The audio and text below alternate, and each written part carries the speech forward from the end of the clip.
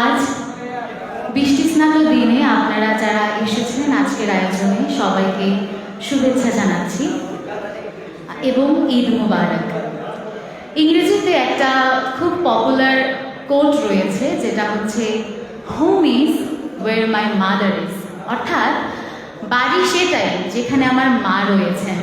ঈদ উপলক্ষে অনেকেই আমরা চুনারুঘাটে এসেছি হয়তোবা কর্মক্ষেত্র অথবা শিক্ষা জীবন থেকে একটু ছুটি পেয়ে, এবং এই বাড়িতে আসার সাথে কিন্তু সকলের সেই মায়ের টান, নারীর টানটা কিন্তু থেকে যায় এবং এই নারীর টানেই কিন্তু আমরা বারবার ফিরে আসি আমাদের বাড়িতে একটু ছুটি পেলেই।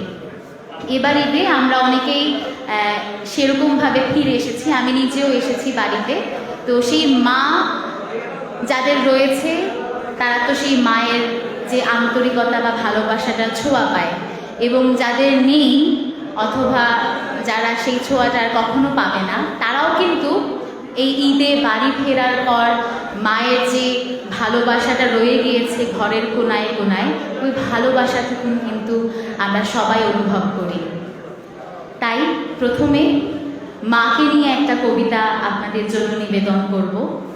আবৃত্তি করছি কবি শুভ দাশগুপ্তের লেখা মা। যখন ডাকি শিউলি হয়ে শরৎ তখন ভোরের হাওয়ায় বলে কান্না রাখিস না, মা তো ছিলই, মা তো আছে সবখানেতে মা। যখন ডাকি মা, সহস্র চোখ বিপন্ন মুখ দুহাত তুলে বলে বাইরে খুঁজিস না। ব্যর্থ জীবন, ক্লান্ত জীবন, পাশেই আছি মা। মা বললে স্নেহের সকাল, মা বললেই তৃষ্ণার জল, মা বললেই ছায়ার আঁচল, মা বললেই দুঃখ উধাও। যখন ডাকি মা, মন্দিরে আর গির্জায় কিংবা মসজিদে সুর ভাসে, একই তো সুর না? মানুষ বড় কষ্টে আছে, মানুষ বড় দুঃখে বাঁচে, মানুষ বড় যাতা গলে, মানুষ বড় চোখের জলে, এর নেই কি সান্ত্বনা? দূরের থেকে মা তখনই উঠে আসেন কাছে, শিওরে হাত দিয়ে বলেন আমি আছি না? যখন ডাকি মা। এবার মায়ের কথা হলো, মায়ের কথার সাথে যার কথা আসে সেটা হচ্ছে আমরা সন্তান। আজকের আয়োজনে খুব ভালো লাগছে যে প্রবীণদের সাথে সাথে বা আমাদের যারা অভিভাবকরা রয়েছেন তাদের সাথে সাথে প্রচুর তরুণ প্রজন্ম, প্রচুর শিশু কিশোর কিশোরীরা আমরা এসেছি এবং আমাদের নিয়ে কিন্তু আজকের এই আয়োজনটা, এই রুমটা খুব বেশি প্রাণোজ্জ্বল হয়ে গেছে।